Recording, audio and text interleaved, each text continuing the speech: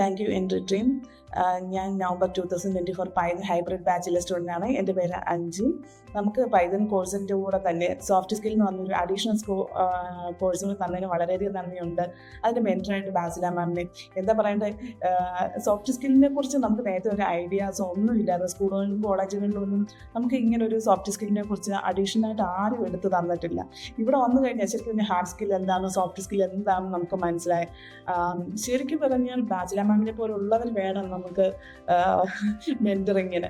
ഒരു പേഷ്യൻ്റായിട്ട് അല്ലെങ്കിൽ down to earth എന്നുള്ള രീതിയിൽ വേണമെന്നാണ് എല്ലാവരെയും അതിൻ്റേതായിട്ടുള്ള പേഷ്യൻസോടാണ് ആരെന്ത് പറഞ്ഞാലും കേൾക്കുന്നത്, അതിനനുസരിച്ച് അവർക്ക് റിപ്ലൈ നൽകുന്നത്.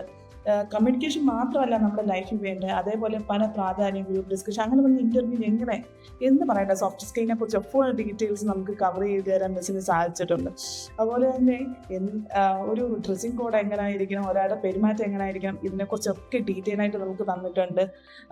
മാമിനെ പോലെ ഒരാളെ ഞങ്ങൾക്ക് മെൻറ്ററായിട്ട് തന്നതിന് വളരെയധികം നന്ദിയുണ്ട്. Thank you entry.